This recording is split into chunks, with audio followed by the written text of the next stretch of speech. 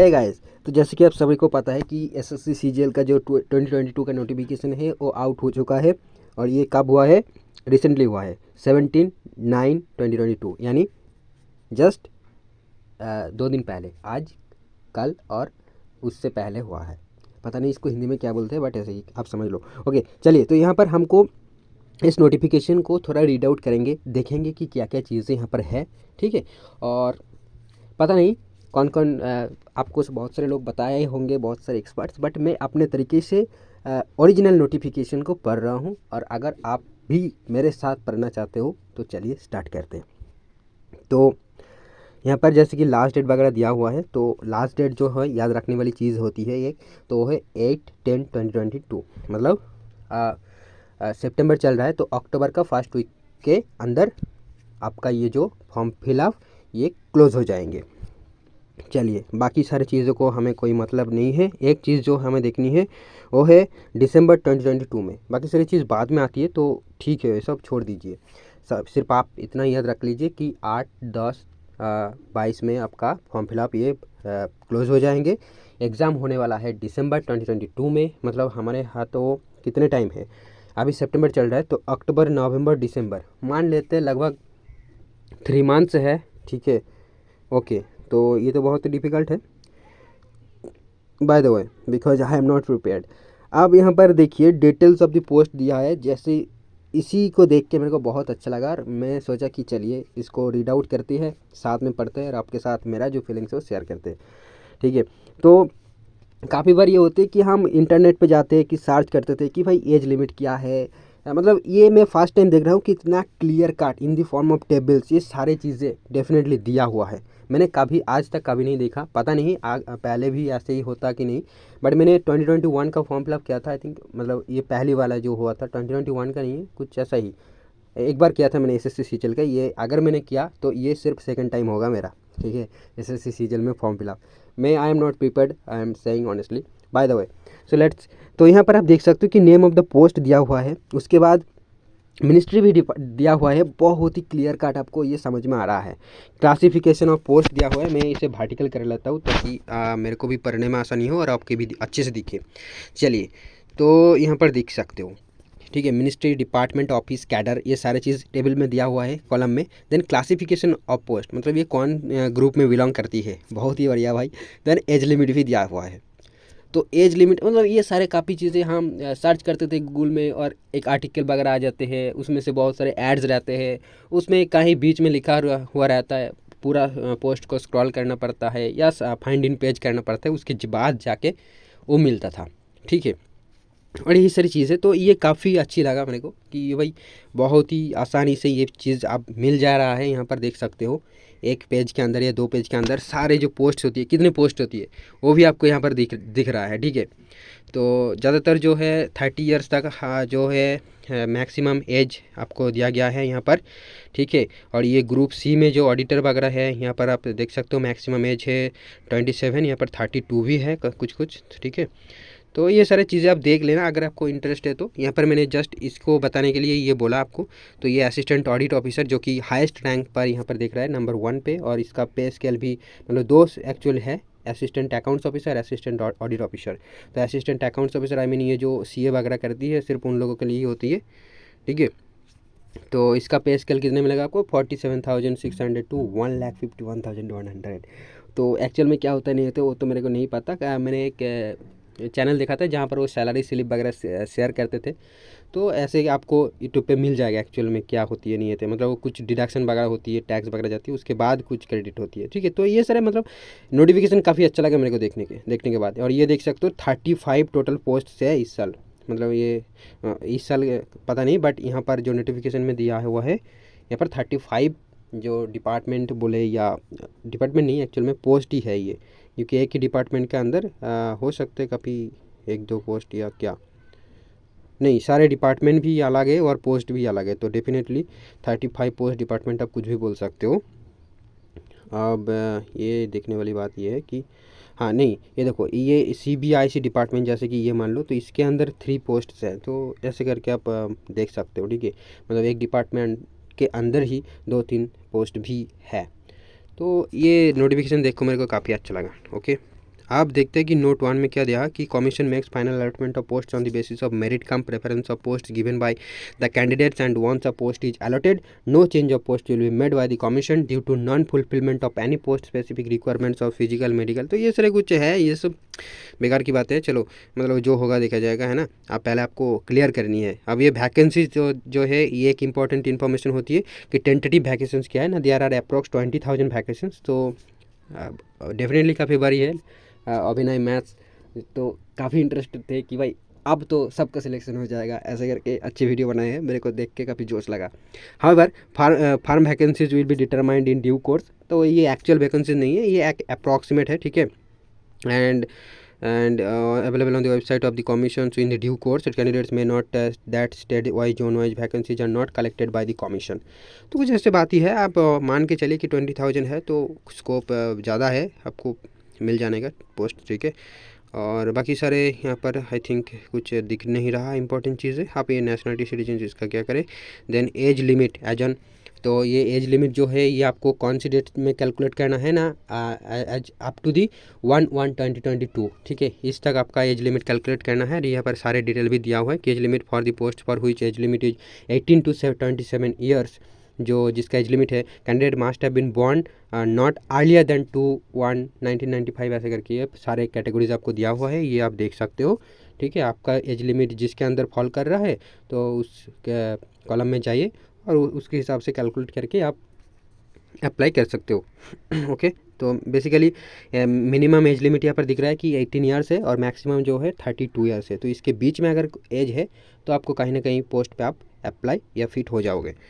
अब आती है एज पर 1/1/2022 इसके अकॉर्डिंग, ठीक है। क्योंकि ऑलरेडी हमारा 1 साल तो हो गया है तो डेफिनेटली 1 साल ज़्यादा हो जाएगा, बट एज पर 1/1/2022 मतलब उतने दिन तक आपका केज आई थिंक आपको समझ में आ होगा, इतना भी आप मतलब पता है आपको, ठीक है, इतने सारी चीज़ें।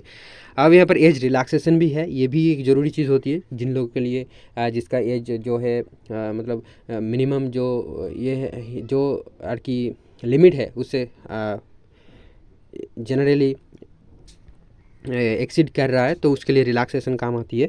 तो यहाँ पर देख सकते हो कि SC/ST के लिए है 5 ईयर्स रिलैक्सेशन, मतलब 32 हो गया, अब 37, 27 हो गया, अब 32 ऐसे करके हो गया। अब OBC के लिए है 3 ईयर्स। तो देन PWBD अनरिजर्व्ड, ये क्या है मेरे को नहीं पता, ठीक है। अब ये 10 ईयर्स है। देन PWBD OBC 13 ईयर्स है, 15 ईयर्स है, मतलब बहुत सारे एज रिलैक्सेशन यहाँ पर दिया गया है। ये सारे category specific definitely.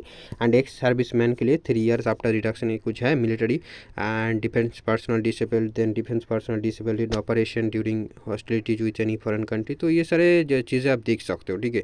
Additional permissible reduction in upper as limit for group, तो ये जो चीज़ें यहाँ पर दिया गई है ये डेफिनेटली बहुत ही एक्सपीरियंस लोगों के लिए है और उन लोगों को काफ़ी आई होप पता ही होंगे।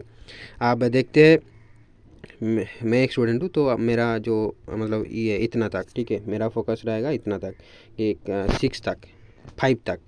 तो इसके कैटेगरी के आप देख लो, ठीक है, अच्छे से। अब क्या है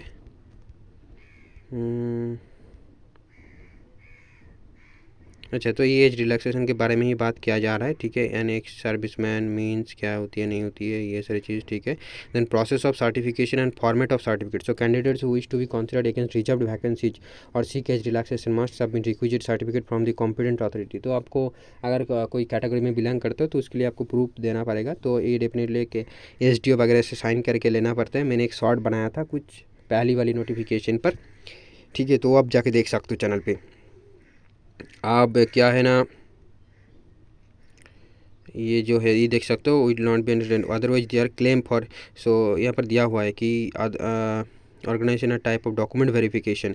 Candidates who wish to considered against reserved vacancies or seek age relaxation must submit requisite certificate from the competent authority in the prescribed format when such certificates are sought by concerned identifying departments। तो ये के format यहाँ पर ही attached हो रहता है PDF के अंदर ही, जो कि उसको आप प्रिंट निकालना है, उसके बाद आपको SDO ऑफिस वगैरह में जाना है और वहाँ से उन लोगों के द्वारा जो प्रोसेस है वहाँ पर जाके फॉलो करके वो एक सर्टिफिकेट दे देंगे आपको। तो वहीं आपको जो है डॉक्यूमेंट वेरिफिकेशन के टाइम पर आपको दिखाना पड़ेगा कि भाई हाँ मैंने ये करवाया था, और इसका एक डेट भी पर्टिकुलर डेट होती है कि इस डेट के अंदर आपको करवाना पड़ेगा, ठीक है। तो आई होप मैं यही बोलूँगा कि अगर आप सोच रहे हो कि मैं अप्लाई करूँगा तो आप आज ही फॉर्म फिलअप करने से पहले ही वो कर दो, उसके लिए अप्लाई कर दो कौन के लिए, जो सर्टिफिकेट आपको चाहिए, ठीक है।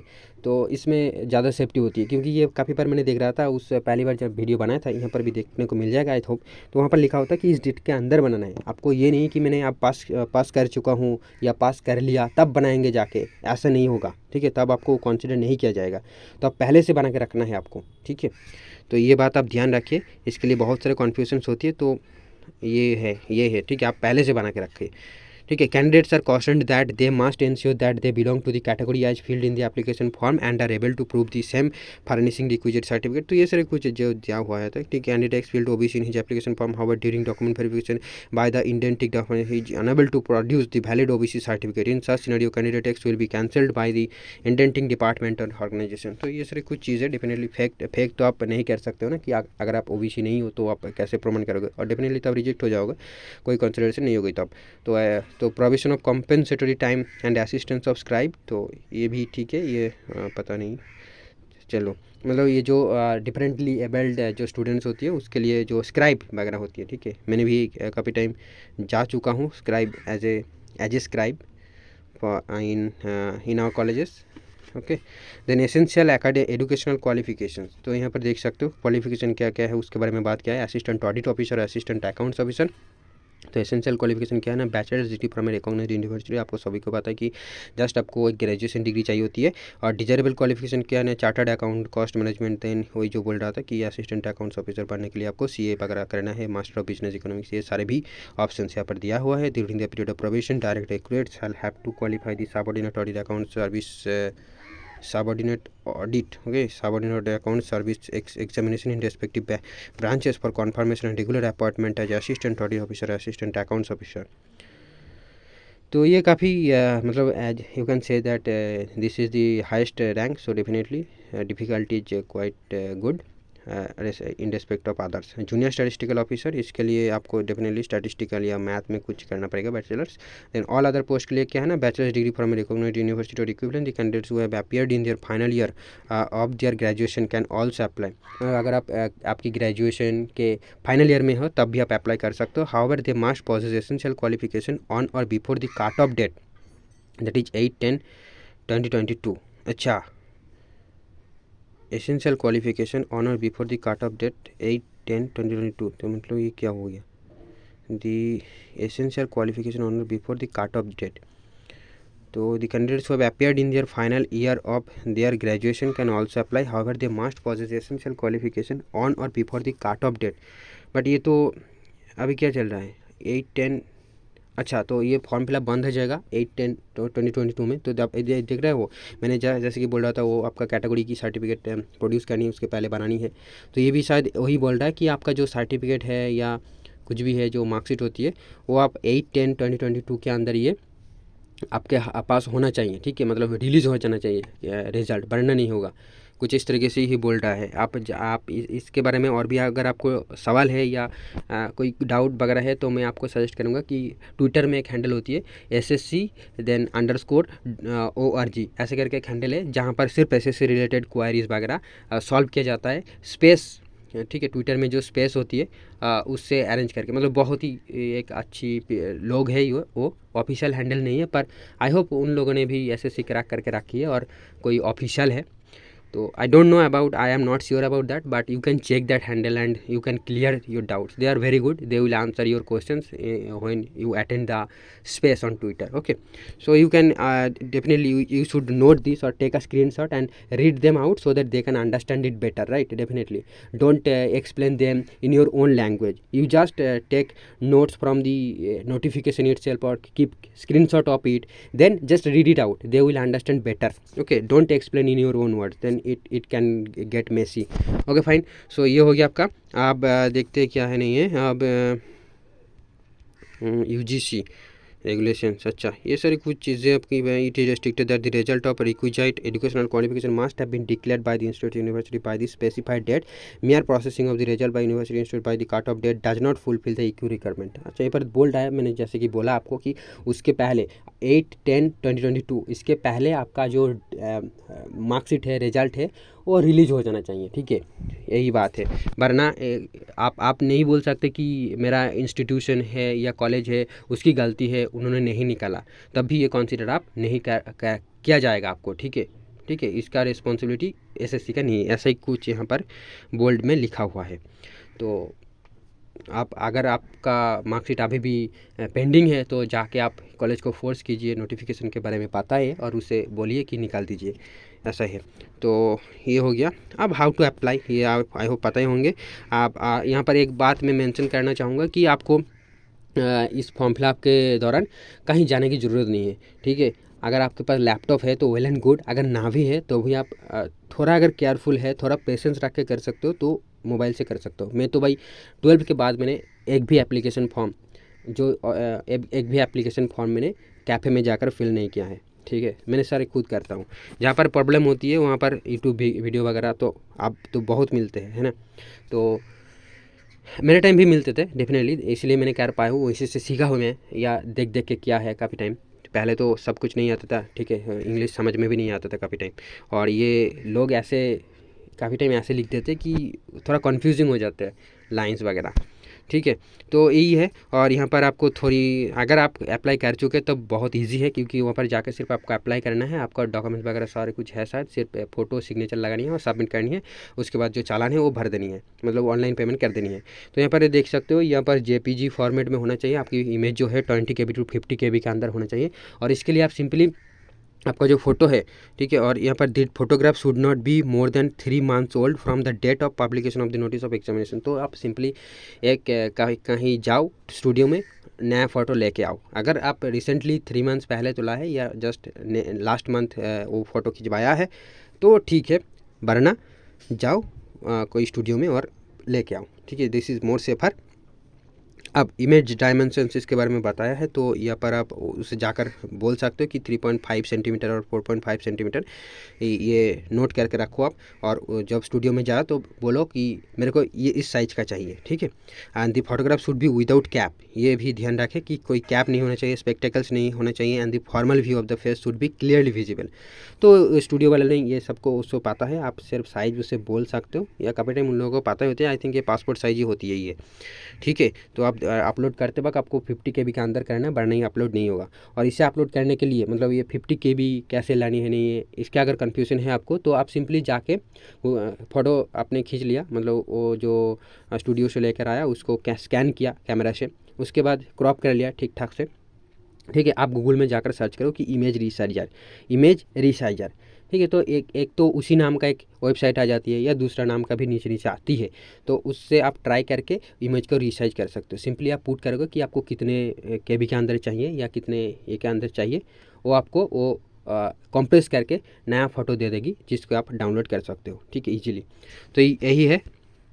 और ऐसी केस में सिग्नेचर है, बट मैं सिग्नेचर को इस तरह के अपलोड करने का सेफ नहीं मानता हूँ। तो मैं क्या करता हूँ कि मैंने ही ये जो है काफ़ी टाइम व्हाट्सएप पर सेंड करते हुए भी जो इमेज साइज रिड्यूस हो जाता है, वरना जो काफ़ी सारी स्कैनर होती है, ठीक है, जैसे कि मैं यूज़ करता हूँ क्लियर स्कैन, ऐसे करके कुछ है, क्लियर स्कैनर या clear can.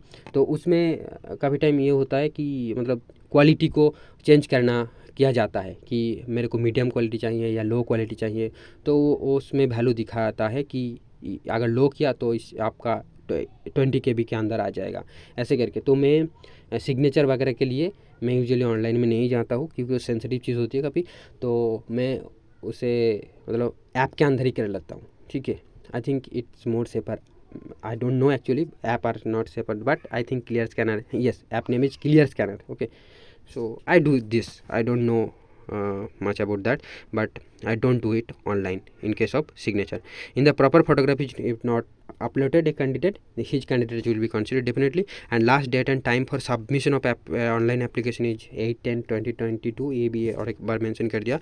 Candidates are advised in their own interest to submit the online application much before the closing date, not to wait till the last date. हाँ, ये काफ़ी बार इन लोगों ने बोलते हैं, जो SSC अंडरस्कोर और मैंने बोला है, तो वो भी बोलते हैं कि आप ना लास्ट डेट तक वेट मत करो, आपको करनी है बस कर दो, पहले दिन ही कर दो, ठीक है। मतलब आप जानकारी के साथ करिए, बट जितना जल्दी हो सके कर दीजिए।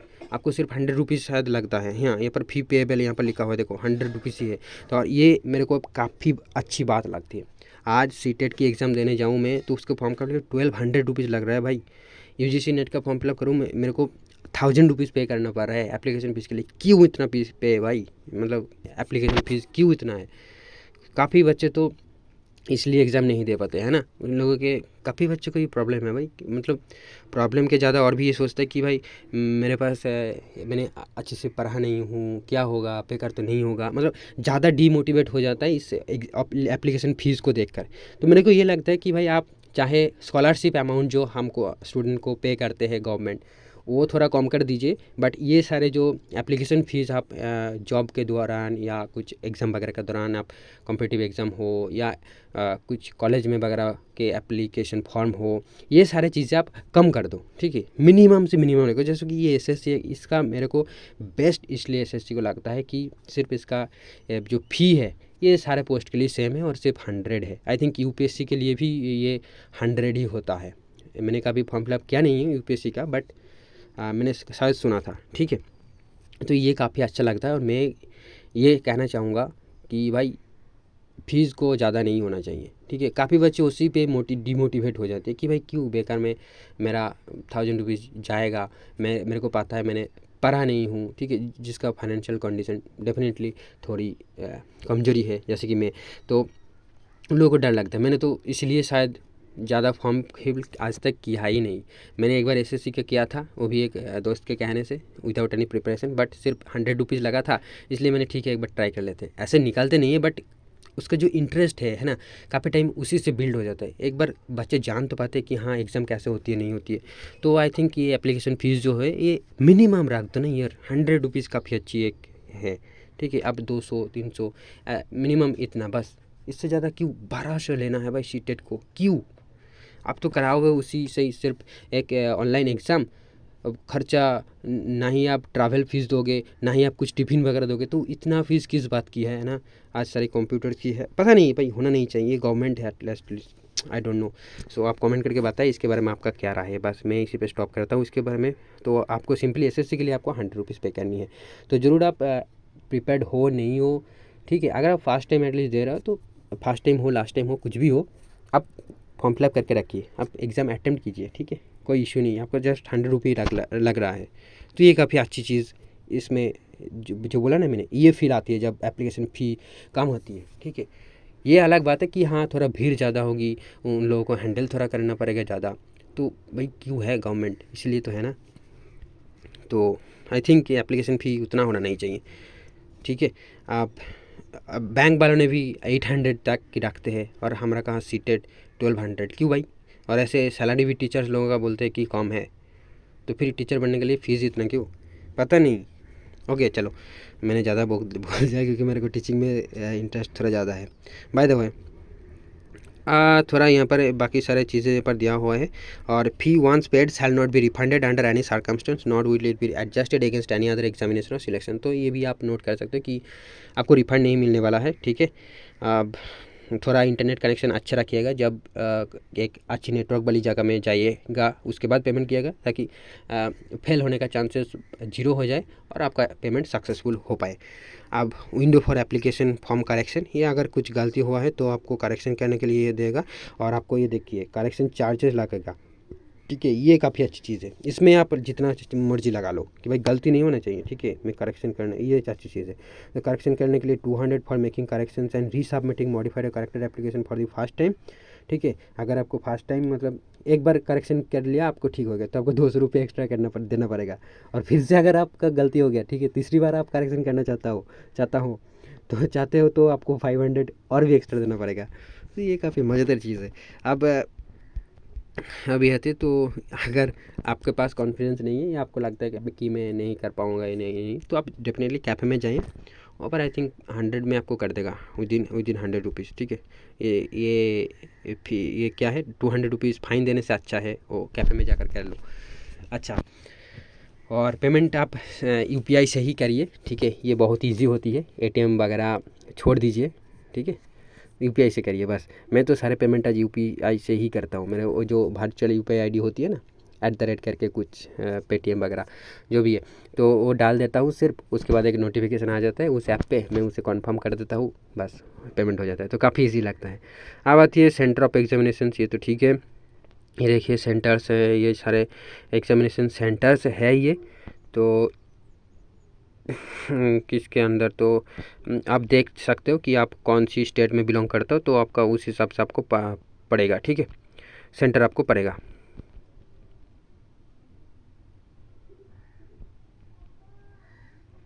अच्छा, मैंने 2021 का ना SSC CGL तो फॉर्म फिलअप किया था मैंने। ठीक है, CHSL का भी किया था, बट मैंने जा नहीं पाया। मेरे को अभी याद आया, मैंने इस टाइम तीसरी बार होगा, ये तीसरी बार, दूसरी नहीं तीसरी फॉर्म फिलअप होगी अगर किया तो। मैंने जा नहीं पाया क्योंकि मेरे को ये एग्ज़ाम सेंटर देख के मेरे को याद आया। तो मेरे को ये काफ़ी दूर दे दिया था। ठीक है, जो कि जाने के पॉसिबल नहीं था। मतलब जाके वहाँ पर रहना पड़ता था, कुछ पता नहीं।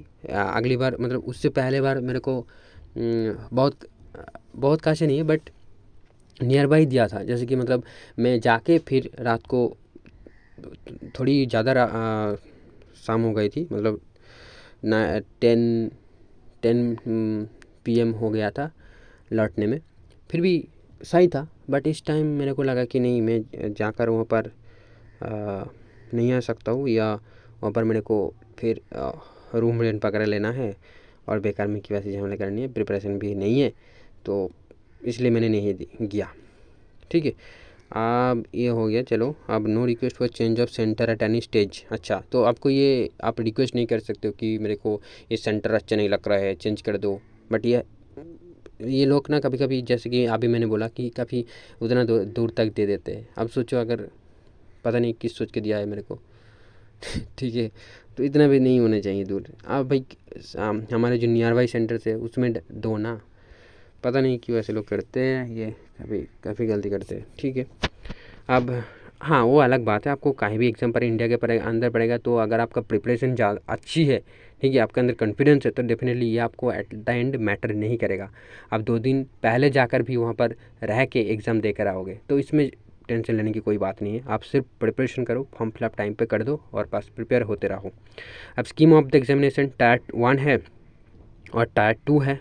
ठीक है, The computer-based examination will be conducted in 2 tiers as indicated below. Tier 1, Tier 2. Marks scored of candidates in computer-based examinations if conducted multiple shifts will be normalized by using the formula published by the commission. से normalization एक होती है, पता नहीं क्या चक्कर है इसका।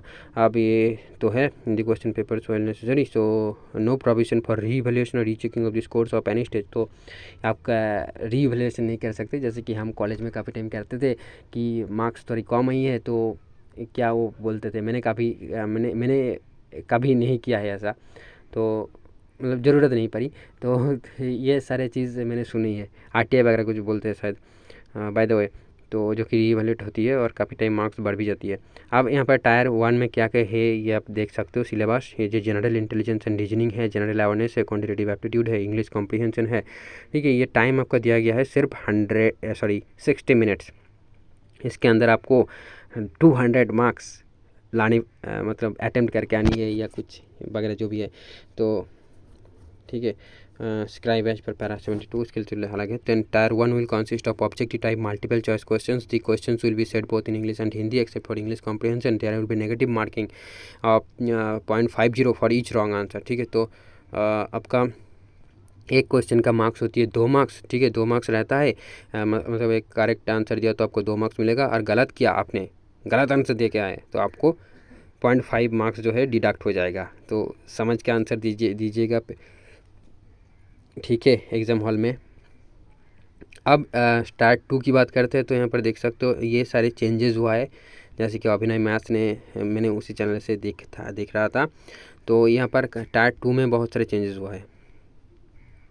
ठीक है, तो टायर 2 में ही सारी चीज़ें ख़त्म हो जाती है। अब ये पेपर 2 जो होती है, पेपर 3 जो होती है टायर 2 में, तो वो जो ये लोगों के लिए होती है, जैसे कि स्टैटिस्टिकल जूनियर, स्टैटिस्टिकल ऑफिसर, हमने पढ़ा वो सारी चीज़ें।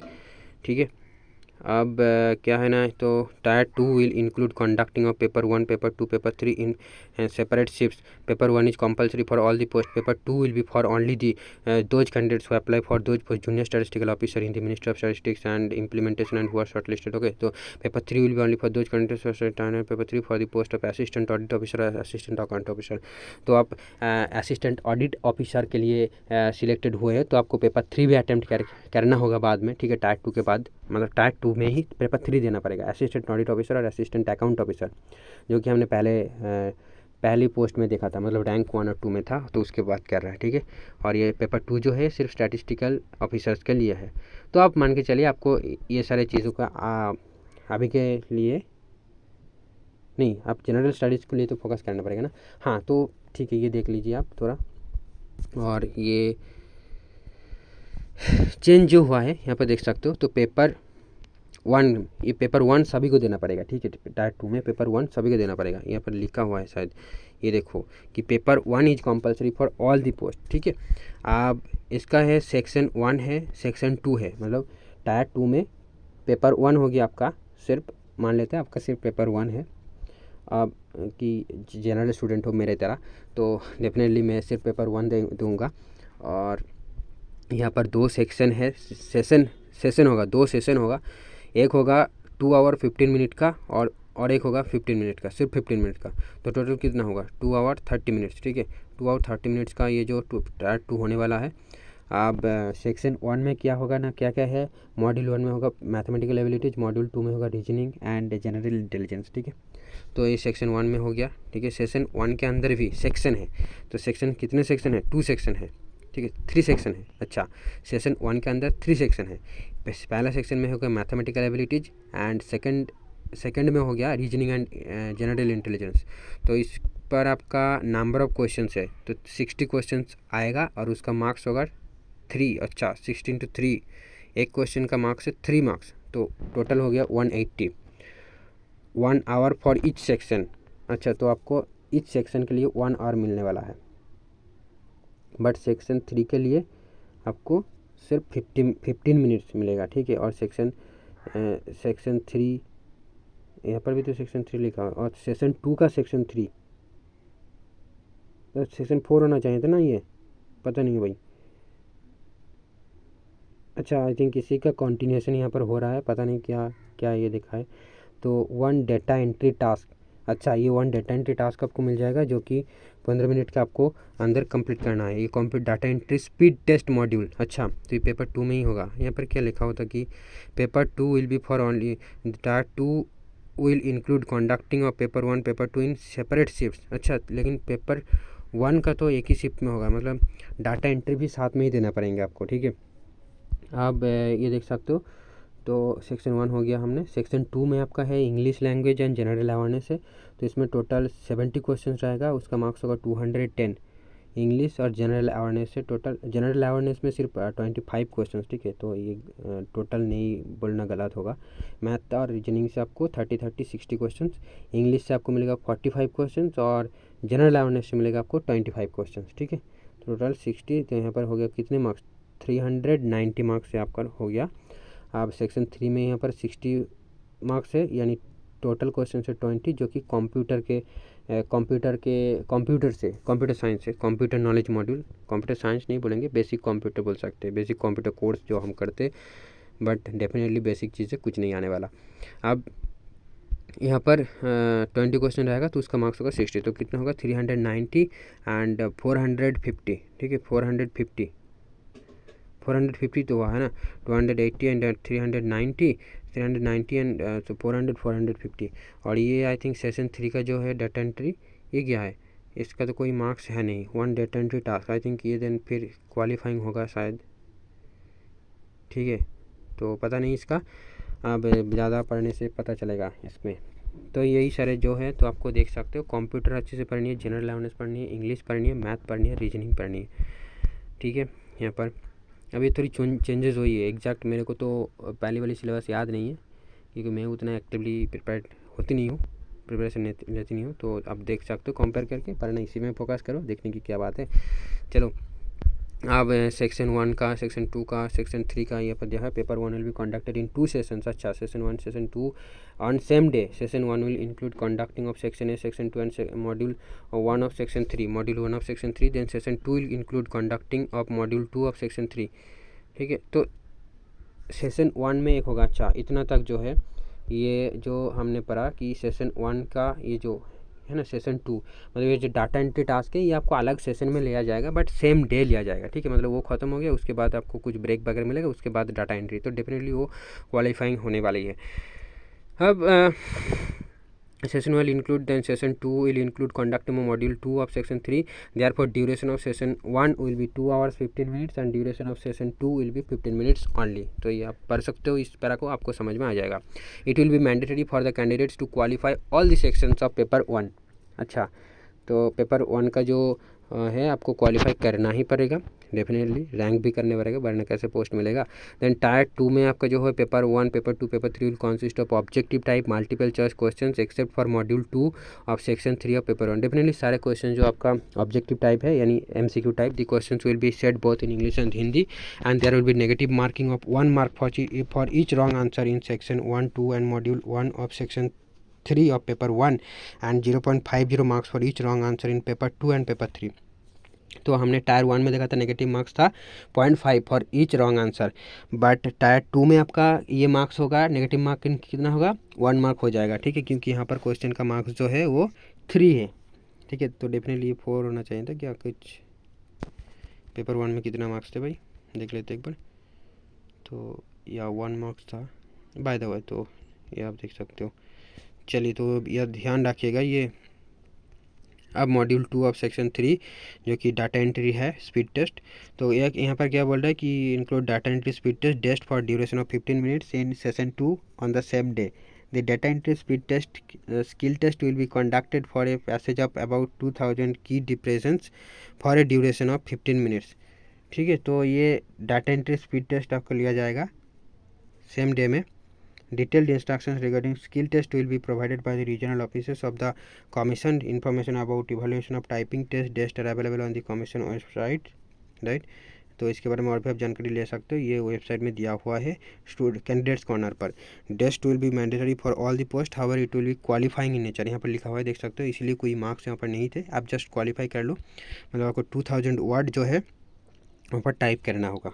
ठीक है, while shortlisting the candidates for the post where either computer proficiency is prescribed or where test is prescribed, tax assistant in civic test will be conducted in the manner decided by the commission for the purpose। अच्छा, ये सारी कुछ चीज़ें हैं। अब यहाँ पर जो है सिलेबस की बात होगी। तो ये कितने पेज तक आया मैंने, ओनली 19। ठीक है, तो ये पूरा और बहुत बड़ा वीडियो हो जाएगा। ठीक है, चलो।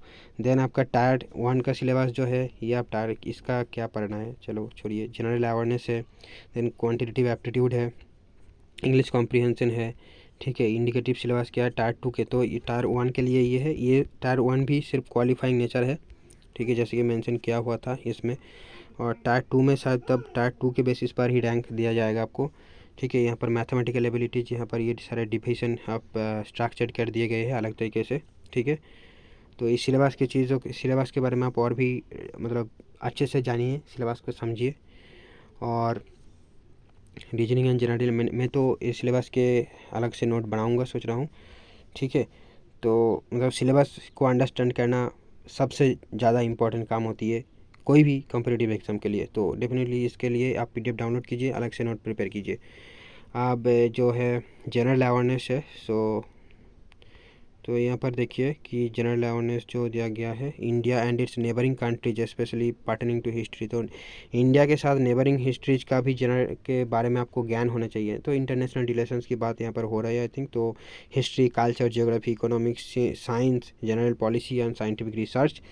ठीक है, तो भूटान, नेपाल, पाकिस्तान सारे को कंसिडर करने पड़ेंगे आपको, जो इंटरनेशनल रिलेशंस में चीज़ें पढ़ाई जाती है। अब module 1 of section 3 of paper 1। ठीक है, तो कंप्यूटर प्रोफिशिएंसी है ये पर, तो मतलब जो आपको 25 क्वेश्चंस मिलने वाला है। ठीक है, 25 ही है ना, कितने मिलेगा कंप्यूटर से क्वेश्चन है ये पर, हम टेस्ट की बात नहीं कर रहे हैं यहाँ पर। ये जो 20 क्वेश्चंस आपको मिलेगा कंप्यूटर नॉलेज मॉड्यूल से। तो 20 क्वेश्चंस रहेगा आपको, 60 मार्क्स का है। तो वो उसका सिलेबस यहाँ पर दिया गया है। अच्छा, कहाँ है ये ये जो है module 1 section 3 of paper 1 computer basics and software working with internet and emails, then basics of networking and cyber security. ठीक है, आप पेपर 2 का ये आप अगर स्टैटिस्टिक्स के स्टूडेंट हो तब देखो पढ़ना। जियोग्राफी का भी ये जो है but I am from geography, हाँ काफ़ी तो मिल है जैसे कि, but I definitely I think it will be tough for me at least because statistics it's quite difficult है ना, इट सीम्स टू मी। ऐसे तो ये सारी चीज़ें हमने पढ़ा है, ठीक है, ऊपर ऊपर से, जैसे कि कोरिलेशन पढ़ा है, देन मेजर्स ऑफ डिस्पर्सन भी पढ़ा है, स्क्यूनेस कार्डोसिस भी पढ़ा है, प्रोबेबिलिटी थ्योरी नहीं पढ़ा, और ये सैम्पलिंग भी पढ़ा हुआ है, ठीक है, स्टैटिस्टिकल इन्फरेंस, तो ये Z score, chi square test, Z Z T test, ठीक है, ये सारी चीज़ें हमने पढ़ा था जियोग्राफी की में, ठीक है, स्टैटिस्टिकल की जो पेपर थे ग्रेजुएशन में पढ़ा था, और ऐसे तो हम प्रैक्टिकल भी करते थे।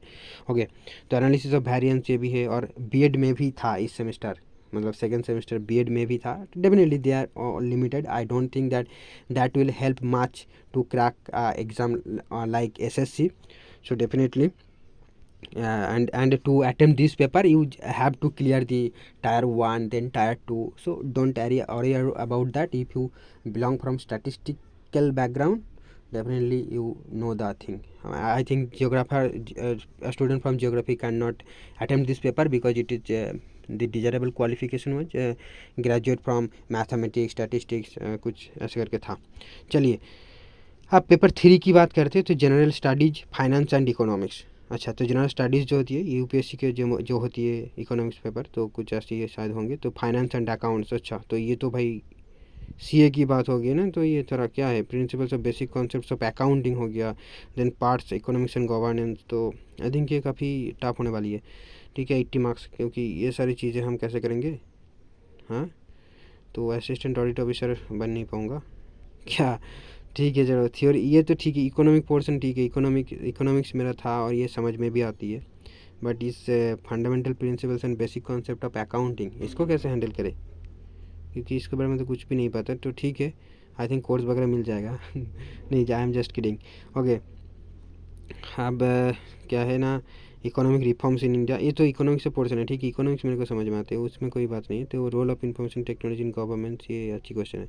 अब एडमिशन टू द एग्जामिनेशन, तो ये क्या एडमिशन टू द एग्जामिनेशन, मतलब आप फॉर्म फिल के बारे में बात कर रहे हो, क्या क्या डॉक्यूमेंट्स लगेगा वो उसके बारे में बात कर रहे हैं आप, डॉक्यूमेंट वेरिफिकेशन, सो ये काफ़ी इंपॉर्टेंट चीज़ होती है, इन काफ़ी टाइम इसमें भी कैंडिडेट जो है वो रिजेक्ट हो जाता है। मैंने पहली बार उस सर्टिफिकेट को लेकर मेरे को बहुत सारे डाउट हो रहा था, तो मैंने वीडियो वगैरह देख रहा था, तो वहाँ पर लोग शेयर कर रहे थे कि मेरा ये था वो था, तो इसके कारण रिजेक्ट हो गया था। तो ये आप डॉक्यूमेंट जो है रेडी रखिएगा, ठीक है, क्या क्या डॉक्यूमेंट है ये भी अच्छे से पढ़ लीजिएगा पूरा। अब यहाँ पर लिखा कि in view of recruitments to be made by government in mission mode and to expedite the whole recruitment process, the commission has decided that document verification would be done by the user departmental organisation. अच्छा, तो all the candidate qualified for document are required to appear for document verification along with the photocopies और original documents as mentioned in para 59। अच्छा, ये बाद में mention किया है, preference for various post and departments will be taken from the candidates through online option. आप option भी दे सकते हो कि मेरे को ये पोस्ट चाहिए वो पोस्ट चाहिए, जैसे कि होता है कि प्रेफरेंस देना, then therefore candidates must be careful in exercise of such options, ठीक है, तब केयरफुली देना पड़ेगा डेफिनेटली, क्योंकि चेंज हो नहीं पाएगा। Will not be considered for a post और ministry department if he has not indicated his preference for it. अच्छा, अगर आप किसी पोस्ट के लिए प्रेफरेंस नहीं दिए हो तो वो पोस्ट आपको कभी नहीं मिलने वाला, तो डेफिनेटली आपको प्रेफरेंस देना पड़ेगा। अब candidates who do not submit there post preference on the website of the commission with in the stipulated time will not be considered for any post in the final result. तो ये काफ़ी भाई मतलब मुश्किल चीज़ें होती है, जिसको डिसीजन लेने में काफ़ी दिक्कत होती है, उसके ऊपर बहुत सारा स्ट्रेस आ जाएगा, ठीक है, वो जो जिन लोगों को होता है कि हाँ ठीक है मिल गया, जो भी मिल जाएगा वही सही है, तो उन लोगों के लिए काफ़ी स्ट्रेसफुल होने वाला है, क्योंकि उसको डिसाइड करना पड़ेगा कि हाँ मैंने ये पोस्ट लेना चाहता हूँ वो पोस्ट लेना चाहता हूँ।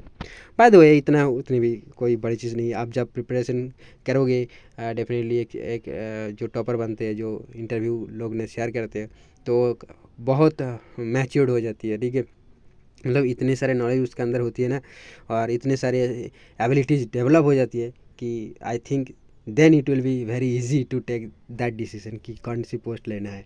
अब आती है while giving preference of the post department online, the candidates may note that the following posts have specific requirements of physical standards, physical tests and medical standards। अच्छा, तो आपको ये जो पोस्ट दिया हुआ है सिर्फ आप मतलब ऐसे ही मिल नहीं जाएगा आपको। फिजिकल स्टैंडर्ड जो मेडिकल टेस्ट वगैरह होती है काफ़ी टाइम बहुत सारे मेनली जो डिफेंस लाइन में होती है उस पोस्ट के लिए। तो यहाँ पर भी कुछ पोस्ट यहाँ पर दिख रहा है आपको 9 पोस्ट है, ठीक है। इसके अंदर क्या है ना, आपको फिजिकल स्टैंडर्ड्स मीट करने पड़ेगी, फिजिकल टेस्ट देना पड़ेगा या मेडिकल स्टैंडर्ड्स जो है वो मीट करना पड़ेगा। तो आई थिंक ये उतना जो है रिगोरस नहीं होने वाला है। तो आप ये जो है ये पोस्ट आप नोट कर सकते हो, ठीक है। डेफिनेटली आप सिलेक्शन के टाइम इस पर ध्यान देना।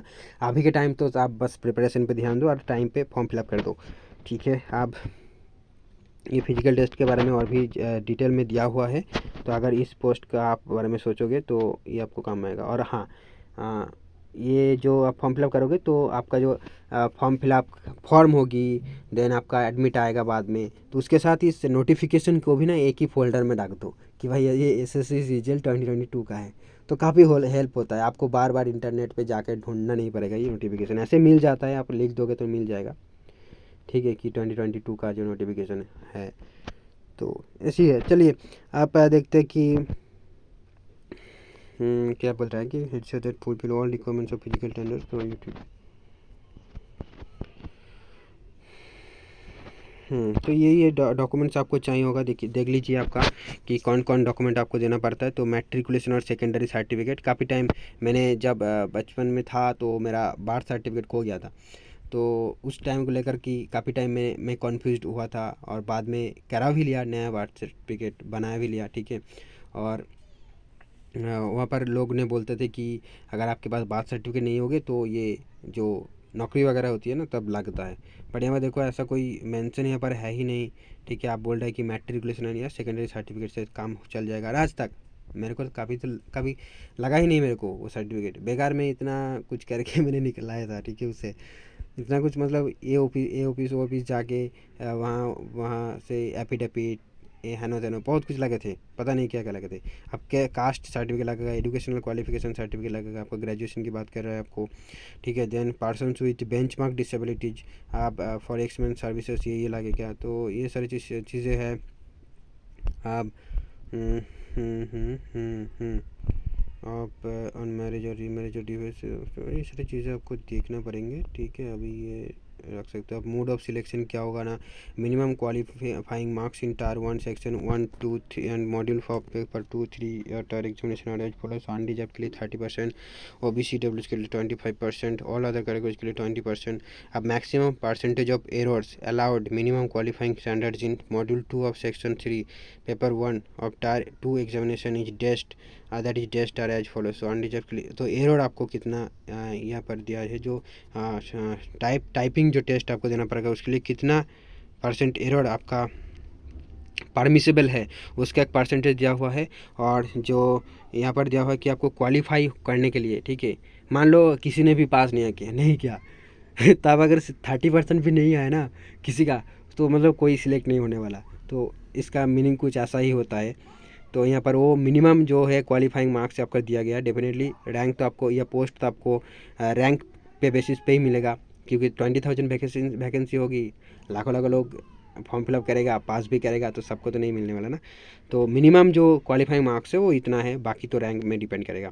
अब based on the marks second in tier 2 computer examination candidates will be short category, okay, based on the marks scored in tier 1।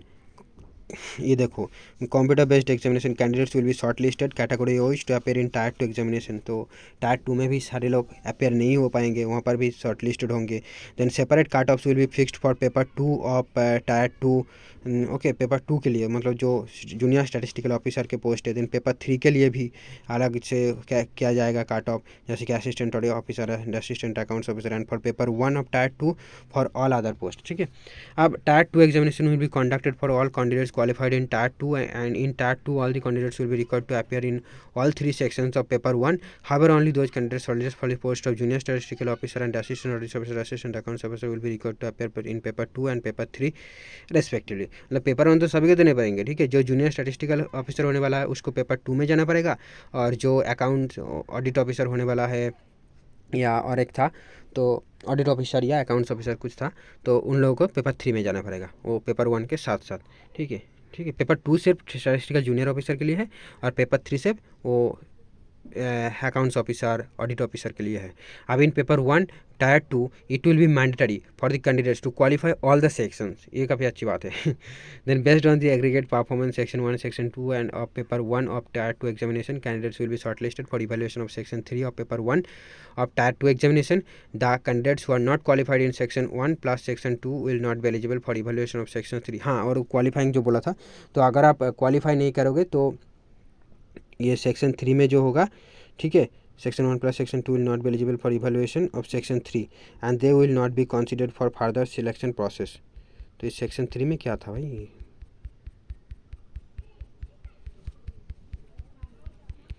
Section 3 तो ये तो बोला था कि सेम डे में कंडक्ट किया जाएगा, तो इसको इवैल्यूएट कैसे करेगा, ठीक है। सेक्शन 3 मतलब तो ये होती है ना, सेक्शन 2 का 15 मिनट्स का जो स्पीड टेस्ट और डाटा एंट्री टेस्ट जो भी बोले, तो यहाँ पर लिखा हुआ है, तो ये कैसे होगा। मतलब वो तो पहले लिखा था कि सेम डे में कंडक्ट किया जाएगा, पता नहीं, इसका थोड़ा कन्फ्यूज हो गया इसमें।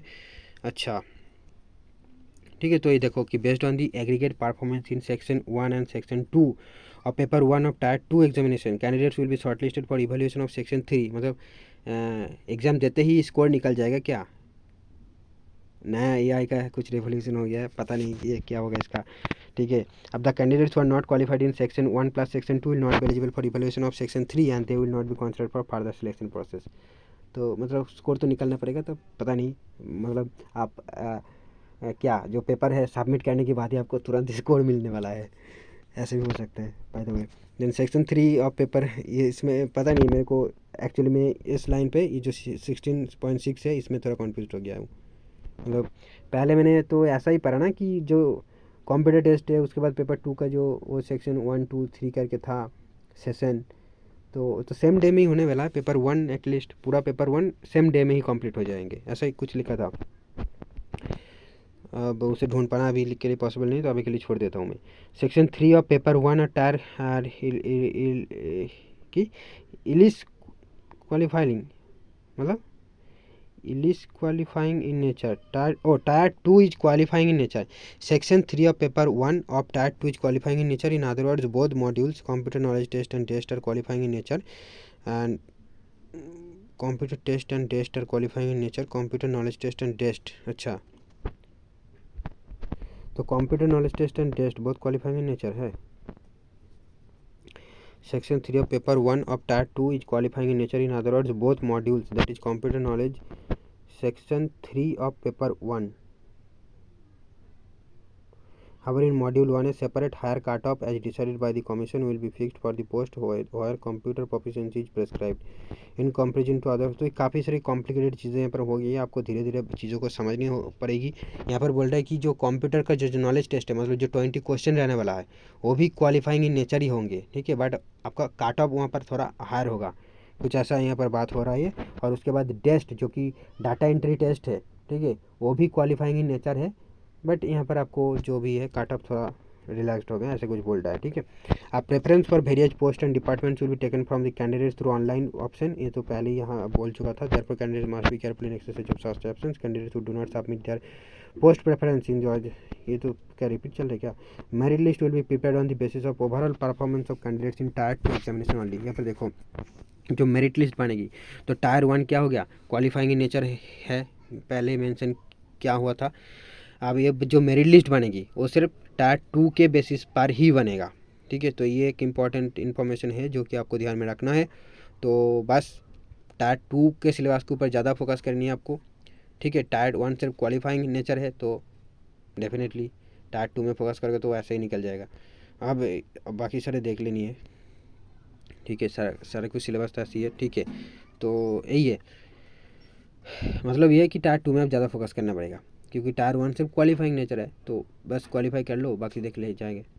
अब merit list for post of the junior statistics in the ministry of statistics and programming prepared on the basis of aggregate marks second scored in section 1 section 2 paper 1 and paper 2 of tier 2 examination.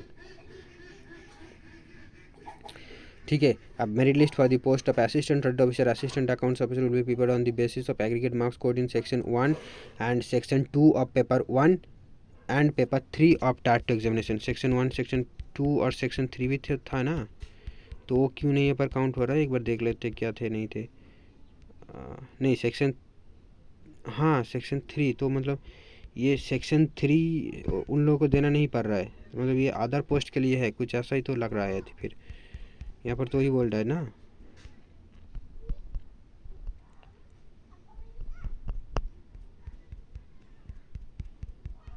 कहाँ गए ये resolution of cast, ये बड़ी important है। ये देखो कि merit list of section 2 section 1, session नहीं बोल रहा है, सेक्शन बोल रहा है, मतलब वो जो टेस्ट है वो नहीं दिया करते। Then merit list for the post और टेस्ट इज प्रेस्क्राइब्ड। अच्छा, as mention para 13.8.11.4 will be prepared on the basis of aggregate marks scored in section 1 and section 2 of paper 1 of tier 2 examination subject to qualifying module 2 of section 3 of paper 1 and tier 2 test at higher standards। दोनों test के जो है ये सबके लिए नहीं है, ऐसा कुछ बोल रहा है, मतलब सबके लिए नहीं है, मतलब जो लोग स्टैटिस्टिकल जूनियर ऑफिसर और वो assistant audit officer assistant accounts officer होने वाला है, ये 3 लोगों के लिए, 3 पोस्ट के लिए टेस्ट एप्लीकेबल नहीं है, आई थिंक ऐसा ही कुछ लग रहा है। Merit list for the post और CPT is prescribed will be prepared on the basis of aggregate marks scored in section 1 section 2 part of paper 2 examination to qualifying a module। यही तो पढ़ा मैंने।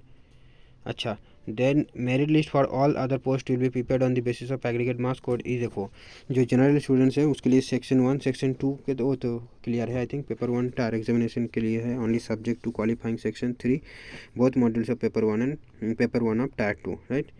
Paper 1 examination only subject to qualifying section and, मतलब qualify नहीं करोगे वो जो computer वाला पोर्शन है, तो अब आपका मेरिट लिस्ट में आप कितने भी रैंक करो, मतलब नंबर लेके आओ, आपके नाम नहीं रहने वाला, ऐसा ही कुछ बोल रहा है यहाँ पर, ये जो 16 है। ठीक है, अब देख लेते हैं कि the final allotment of post merit on the basis of merit cum preference definitely, और ये सारी चीज़ें हैं, और कुछ आई थिंक यहाँ पर नहीं होंगे जानने की, आप बाकी देख लेंगे। रिजोल्यूशन ऑफ टाई कास्ट, तो ये इंपॉर्टेंट है एक कि paper 2 and paper 3 of tier examination for the post of junior officer and assistant officer in the event of tie in scores of candidates following criteria marks scored in section paper date of birth with older candidate placed together. अच्छा, मान लो एक किसी एक का same, 2 का same हो गया, तो उस केस में क्या होगा वो सारे बात कर रहे हैं। अब types of malpractice, but certificate की बात नहीं क्यों आ रहा है, अभी 31 चल रहा है, मतलब अभी भी बहुत कुछ है। ठीक है, अब commission decision final courts jurisdiction, भाई ऐसे क्यों कर रहा है। Then disqualification important instruction for candidates must go through the instruction given in the notice examination, तो ये सारे पढ़ने को आपको बोल रहा है। ठीक है, चलिए ये जो फॉर्म फिलअप की जो प्रोसीडियर है वो कैसे है नहीं है, यहाँ पर ये देखो, तो ये जो मैंने बोल रहा था कास्ट सर्टिफिकेट वाले, तो यहाँ पर ये आपको मिल जाएगा certificate regarding physical limitation in an examinee to write, मतलब ये जो स्क्राइब की जो जिसको ज़रूरत है जिन लोगों का, उन लोगों के लिए है, और letter of undertaking for using own scribe. Then procedure for filling online application form, यहाँ पर देख सकते हो 1 टाइम रजिस्ट्रेशन तो करना ही पड़ेगा, फर्स्ट टाइम एप्लीकेशन करोगे तो। You are again caution that name, father name, mother name, date of birth, matriculation examination detail should be filled exactly as recorded in matriculation certificate. Your candidate may get cancelled in case of incorrect wrong information. सारी information आपको सही देना है। After submission for basic information if the registration process is not complete within 14 days your data will be deleted from the system. Okay fine. Then ये आपको जो है annexure है, मतलब यहाँ पर आप सैम्पल देख सकते हो कुछ ऐसा करके, बट ये आपको ज़्यादातर हेल्प नहीं करने वाला। आप यूट्यूब से देख सकते हो, और आपको ये समझ में आया तब ये देख सकते हो। ठीक है, यहाँ पर इसे डाउनलोड करके, आई थिंक इसका ज़रूरत नहीं पड़ेगा। आप यहाँ पर ऑनलाइन एप्लीकेशन फॉर्म के बारे में और भी ज़्यादा जानकारी दिया गया है कि कैसे फ़ोटो देनी है नहीं देनी है, हमने डिस्कस कर चुका हूँ ऑलरेडी, तो वो सारी चीज़ यहाँ पर है, स्टेप बाय स्टेप यहाँ पर कहा गया है। ठीक है। अब ये जो है रजिस्ट्रेशन के बाद ये पूरा प्रोसेस है फॉर्म फिलिंग का। बाद पहले जो था वो फॉर्म रजिस्ट्रेशन का प्रोसेस था। यहाँ पर देखो फोटो एंड सिग्नेचर ऐसे करके आपको देना पड़ेगा। तो ये जो आप क्या है, ठीक है, उसके बाद सबमिट कर देना पड़ेगा। और ये पहले भी ऐसा ही था फ़ोटो, हाँ पहले यहाँ पर। तो करेक्ट कौन सा है, करेक्ट है आपका ये वाला, ठीक है। ये पहले वाला सैम्पल्स और photographs which are not acceptable below है एक्सेप्टेड फोटोग्राफ। तो पहले वाला की तरह करनी है, ठीक है। आपको ये आधा वगैरह नहीं रखना है, सिर्फ आपके पास क्लियर कट पूरा क्रॉप कर देना है, ठीक है। पूरा क्रॉप कर देना है आपको। सादा जो वाइट बॉर्डर हो जाती है काफ़ी टाइम, वो नहीं रहना पड़ेगा, या कट जाए वो नहीं रहना पड़ेगा, ठीक है। आप ऐसे करके फ़ोटो देख सकते हो और ऐसे अपलोड करना, ठीक है, अच्छी से क्रॉप करके। और ठीक है, तो ऐसे नहीं चलेगा। ये जो मुंह पे करके सेल्फी लेकर आए, ये सब नहीं चलेगा, है ना। अब details of benchmark abilities allowed for different posts. अच्छा, तो एज रिलैक्सेशन के लिए है। मैंने बोल रहा था ना कि ये फॉर्म जो है वो अटैच रहेगा, तो ये आपको डाउनलोड करना पड़ेगा। और जो फॉर्म आपको ज़रूरत है वो डाउनलोड करना होगा, मतलब सिर्फ उसका प्रिंट लेना है, ठीक है। अब ये अंडरटेकिंग है या फॉर्मेशन फॉर्मेट, ये देखो SC ST जो है उनके लिए ये फॉर्मेट है, ठीक है। और ये आपको जाना है कहीं SD ऑफिस में जाना है। Note the term ordinary then list of authorities empowered to issue caste certificate. यहाँ पर देखो कौन कौन कर सकता है इसमें साइन। ये देख डिस्ट्रिक्ट मजिस्ट्रेट मतलब DM के पास जा सकते हो आप, additional district magistrate, then collector, deputy commissioner, additional deputy commissioner, then deputy collector, first class stipendiary magistrate, sub divisional magistrate, then SDM, then extra assistant commissioner, okay. तो chief presidency magistrate. आप simply आपका sub divisional office में चले जाइए, आपको कर दिया जाएगा, ये कोई इशू नहीं है, ठीक है। क्योंकि वहीं पर मैंने सुना है वहीं पर ये सारे काम होती है, क्योंकि सारे लोग करते नहीं है। यहाँ पर मेंशन्ड है कि ये लोग कर सकते हैं, बट डेफिनेटली आपको ये सारे लोग, सारे ऑफिसर्स कर नहीं दोगे, ठीक है। आप चला गया तो देखा गया कि वो बोलते हैं नहीं मैं तो नहीं करूँगा, आप ये यहाँ पर चला जाए। बट मैंने सुना है कि SD ऑफिस में ये सारे काम होती है, तो आप डायरेक्टली वहीं पर चला जाइए। अगर आपके बाजू वाले में DM है तो तब तो अच्छी बात है। नहीं, कर नहीं देगा ऐसा मैं नहीं बोल रहा हूँ, ठीक है। तो आप कोई और मीनिंग नहीं निकलेगा, बट डेफिनेटली वो लोग बहुत ही अच्छे होते हैं। हम लोग तो यूट्यूब पर देखते हैं, तो DM वो सब बहुत ही अच्छे होते हैं, साहब या हो या मैम हो कुछ भी हो। तो डेफिनेटली आई होप आपको कर देगा। मैंने अभी तक नहीं करवाया है, ठीक है, क्योंकि मैंने फॉर्म फिलअप तो किया था बट मेरा वो नहीं हो पाया, ठीक है, कर नहीं पाया। तब लॉकडाउन वगैरह चल रहा था तो मैंने नहीं कर पाया, वो सर्टिफिकेट नहीं बना पाया। आप फॉर्म फिलअप करनी है तो ये डेफिनेटली इसको मैं बना लूँगा, एक मेरा जो कास्ट सर्टिफिकेट है, ओके। आप form of certificate to be produced by other backward classes, तो ये OBC के लिए है, ठीक है, ये OBC के लिए है। सिंपली ये इसको आपको फॉर्म क्या है प्रिंट करनी है, और इसको फिल करके या आपको बस ले जाओ उस ऑफिस के, आई थिंक आपको ही फिल करना पड़ेगा, ठीक है। हाँ, वो सिर्फ यहाँ पर साइन कर देगा और उसका जो डिटेल है वो डाल देगा, ठीक है, सिग्नेचर वगैरह दे देगा। तो आपको ही साइन करना पड़ेगा और सॉरी फिलअप करना पड़ेगा। और आपकी जो सारे डॉक्यूमेंट्स है, ठीक है, जैसे कि पंचायत या म्यूनिसिपैलिटी से आपका इनकम सर्टिफिकेट लेकर जाना ज़रूर, ठीक है, क्योंकि OBC जो है या ये इनकम सर्टिफिकेट काफ़ी टाइम मैटर करती है इन कास्ट के लिए, ठीक है, तो ज़रूर लेना। और बाकी सारे जो डॉक्यूमेंट का फाइल है आपको वो साथ में लेकर जाना बस, ठीक है। आप सिर्फ ब्लॉक लेवल से या म्यूनिसिपैलिटी लेवल से एक इनकम सर्टिफिकेट लेना, ठीक है। पंचायत अभी वैलिड नहीं रहता काफ़ी टाइम, तो आपको ब्लॉक लेवल से ही अच्छा होगा। तो ब्लॉक लेवल पे लेने के लिए आपको पंचायत के सर्टिफिकेट चाहिए, तो पंचायत से भी एक ले लो, ब्लॉक से भी एक ले लो, ठीक है। दो ही होती है, ब्लॉक या म्यूनिसिपैलिटी। अगर आप टाउन का रेजिडेंट हो तो आपको मिलेगा म्यूनिसिपैलिटी से, अगर आप रूरल एरियाज में रहते हो तो आपको मिलेगा ब्लॉक से, बस ख़त्म, ठीक है। अब ये क्या है, वीकर सेक्शन, अच्छा। सो ये EWS कैटेगरी के लिए है।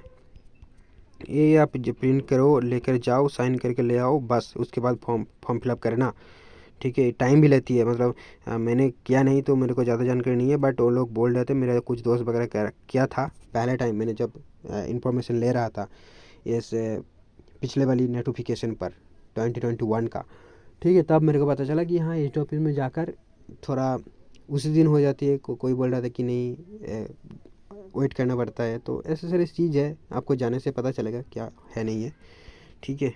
तो अगर मैं कराऊँगा तब आपको डेफिनेटली मेरा एक्सपीरियंस जो होगा उसके आपके साथ शेयर करूँगा, बट अभी मैंने कराया नहीं तो मैं उतनी बता नहीं पाऊँगा, ठीक है।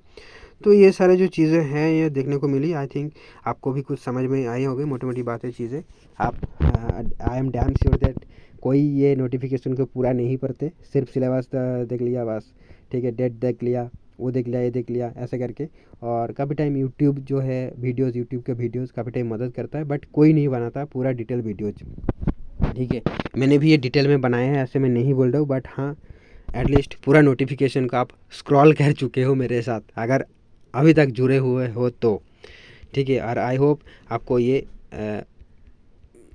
हेल्प करेगा। ये भी एक पेशेंस चाहिए होती ना एक नोटिफिकेशन को पढ़ने के लिए, कि कितनी सारी चीज़ें दिया हुआ है, कि काफ़ी टाइम हम कन्फ्यूज्ड हो जाता है एक क्वेश्चन को लेकर, बट अगर नोटिफिकेशन को पढ़ा जाए, ठीक है, अच्छे से, तो दिखा जाए कि वहीं पर तो सारी चीज़ें मेंशन थे, तो इतना कन्फ्यूज होने की क्या ज़रूरत थी।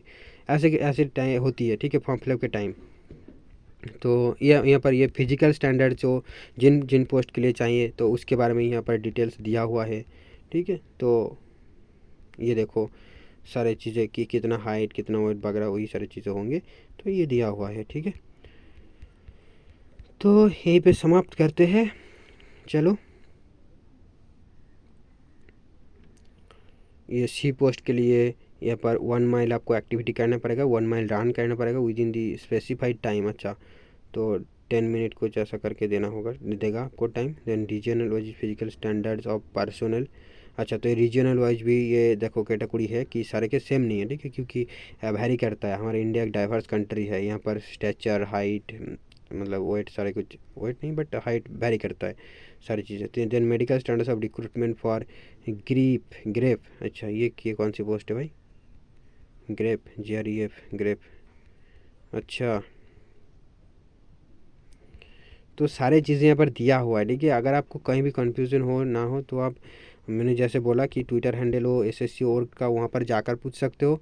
और दूसरी उपाय ये होगा कि ये नोटिफिकेशन में ही आप सर्च करो पहले, ठीक है। आप कोई स्पेसिफिक चीज़ मान लो यहाँ पर है, तो आपका जितने भी लग रहा है कि हाँ ये कीवर्ड है तो इसका, तो इसे सर्च करो, आपको आराम से मिल जाएगा, ठीक है। पहले इसे पढ़ो, क्योंकि यूट्यूब में अच्छी चीज़ है, बहुत सारे डाउट क्लियर करते, बट कोई नहीं इतना डिटेल में बोलता है, ठीक है। कोई एक पर्टिकुलर प्रोसेस है, जैसे कि मान लो आपने सर्च किया कि मेरे को कैसे वो कास्ट सर्टिफिकेट बनाना है SSC सीजल का, तब आपको बहुत सारे वीडियोज़ मिल जाएगा। बट एक पर्टिकुलर पॉइंट पे आपका कोई कन्फ्यूजन है, तो आपको नोटिफिकेशन इन डिटेल पढ़नी है, उसके बारे में आप ये, इसीलिए मैंने बोला कि फोल्डर में रखिए ये नोटिफिकेशन भी, आपके एप्लीकेशन फॉर्म भी, और आपका एडमिट कार्ड भी रहेगा वहाँ पर डेफिनेटली। वो तो तुरंत ही प्रिंट हो जाता है, उसके बाद एग्जाम देकर आ जाते हो और उसका वैलिडिटी खत्म हो जाता है। तो यही चीज़ें हैं। और हाँ, कन्फ्यूज़न हो तो इसे फॉलो कीजिए, इसको पढ़िए, ठीक है। आप इस पर झांकिए, नोटिफिकेशन पर आपको अच्छे समझ में आएगा। और ट्विटर हैंडल, वहाँ पर जाकर आप क्वेश्चन पूछ सकते हो, ठीक है। तो ये मैं बार बार बोल रहा हूँ, तो मेरे ये समझ लेना कि उस मेरा कोई कनेक्शन है, मेरे को नहीं जानते, मैं भी नहीं जानता हूँ, ठीक है। मैंने 2-3 सेशंस अटेम्प्ट किए थे, मेरे को बहुत अच्छा लगा था। और वो जो कास्ट सर्टिफिकेट वाली जो क्वेरी थे मेरा, तो वो भी मैंने जाकर पूछा था और उसी से क्लियर हुआ था। तो वही बोला था कि हाँ पहले बनाना पड़ेगा, ठीक, उसी से मेरे को समझ में आया, ठीक है। और ये इन्फॉर्मेशन मेरे को क्लियर ही नहीं हो रहा था। वो इन्फॉर्मेशन यहाँ पर मिला नहीं, बाय द वे मेरे को दिखा नहीं इस नोटिफिकेशन पर, कहीं होंगे, ज़रूर होंगे, ठीक है। क्योंकि ऐसा ही रूल होता है, जैसे कि आपका जो रिजल्ट वगैरह था क्वालिफिकेशन के टाइम, कि हाँ इस टाइम के अंदर निकल जाना चाहिए, ऐसे ही कुछ वहाँ पर भी रूल था, ठीक है। तो बना लीजिए आप, और उसके बारे में यहाँ पर सर्च भी कर सकते हो। देखो सर्च करके देखे मिलते हैं क्या नहीं, कि क्या सर्च कर सकते हैं, जैसे कि मान लो कास्ट, ठीक है, certificate. ST candidates belonging to Tamil Nadu should not submit caste certificate only from the revenue divisional officer।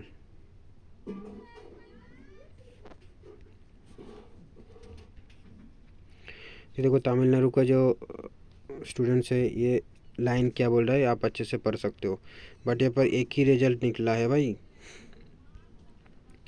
Caste certificate. तो और भी अच्छे से देखना पड़ेगा क्या इसको।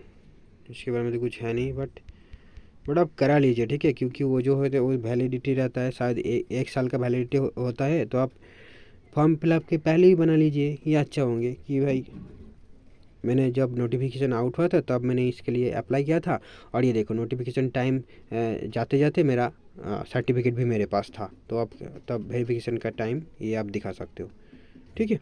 और अगर आपका बोले कि नहीं अब नहीं होगा, ये नहीं चलेगा, ऐसा बोल दिया कि आपको रिसेंट लाना है, तब भी आप एक ले लेना, तो ईजी हो गया ना। तो मतलब वेरिफिकेशन जब आने वाला है उस टाइम भी एक लेकर रखना। अगर आपके मांगे कि नहीं अभी का नहीं चलेगा, आप जब फॉर्म फिलअप किया था उस टाइम का दिखाओ, तो वो भी आपके पास होंगे। और अगर आपको बोले नहीं ये नहीं चलेगा, आप रिसेंट दिखाओ वो भी आप लेके जाना, वो भी आप दिखा देना। तो यही बात है, ठीक है। मतलब ये इसका एक ईयर वैलिडिटी रहता है। तो मैं किसी वीडियो वगैरह में सुन रहा था, देख रहा था कि वो लोग बता रहे थे कि आप ईयर के पहले ही एक बना लेना ये सर्टिफिकेट, जो कि पूरा साल वैलिड रहेगा, ठीक है। आप कोई भी एग्ज़ाम दे रहा हो आपके लिए वो वैलिड रहेगा, तो कोई इशू नहीं आने वाला इसमें, ठीक है। तो ऐसा ये भी अच्छा काफ़ी आइडिया, अच्छा काफ़ी मतलब ये भी आइडिया काफ़ी अच्छा था, ठीक है। तो वो भी वही वही सही है, ठीक है। आप ईयर के पहले ही बना लीजिए, जनवरी में बना लीजिए, और जनवरी से दिसंबर तक जो भी एग्ज़ाम होने वाला है वो सब में अप्लाई हो जाएगा, ठीक है। तो यही बात है। तो thank you friends, I hope आपने ये वीडियो पूरा तो नहीं देखा होंगे but by the way I am just sharing with you, okay. So जैसे कि आपको भी इंटरेस्ट जागे कि हाँ कोई तो नोटिफिकेशन पूरा पढ़ रहा है ऐसे मैंने नहीं पढ़ा तो बाय द वे आप भी ऐसे नोटिफिकेशन को देखोगे, ठीक है। एटलीस्ट मैंने कुछ कुछ तो पढ़ा ना, और ये मेरे को हेडिंग देख कर मैंने छोड़ दिया कि हाँ ये चीज़ें मेरे लिए इंपॉर्टेंट नहीं है, तो इसे मैंने छोड़ दिया। एटलीस्ट मैंने सारे हेडिंग्स को पढ़ा है ना। तो आप भी ट्राई करो पढ़ने का, बहुत सारे कुछ जानने के मिलेगा, ठीक है। आप इतने सालों के मतलब 2-3 साल लगा के प्रिपरेशन कर रहा हो, तो आप 3 घंटे एटलीस्ट नोटिफिकेशन पढ़ने के दे ही सकते हो, आपका बहुत सारी चीज़ें क्लियर होंगी। जैसे कि मान लो कोई अगर नोटिफिकेशन पढ़ा ही ना, ठीक है, बस आया फॉर्म फिलअप कर दिया, ठीक है चलो हो गया, लेकिन उसको पता ही नहीं चलेगा कि भाई ये जो सिलेबस है, सॉरी एग्ज़ाम पैटर्न है, वो चेंज हो गया है इस साल, ठीक है। तो ये नोटिफिकेशन पढ़ना चाहिए और बहुत अच्छे से पढ़ना चाहिए। ये भी हम गारंटी नहीं देख सकते कि जो यूट्यूब में आपको मिल जाता है, ठीक है, फीड में आ जाती है, क्योंकि आप एसएससी के प्रिपेयर कर रहे हो तो एल्गोरिदम को पता है कि हाँ ये बंदा एसएससी का प्रिपरेशन कर रहा है, ठीक है किसी को पता हो ना हो, बट एल्गोरिदम को पता है, गूगल एल्गोरिदम हो, यूट्यूब हो, फेसबुक हो, सबको पता है कि आप एसएससी की तैयारी कर रहे हो, तो आपको फीड में तो आ जाएगा, ठीक है। तो वहाँ से आपको पता भी चल जाएगा कि हाँ ये हुआ है। बट आप नोटिफिकेशन पढ़ लो तो और भी अच्छे से क्लियर हो जाता है ये सारी चीज़ें। चलिए टाटा बाय बाय, ठीक है। डोंट फॉरगेट टू सब्सक्राइब, बस इतना ही। Thank you friends.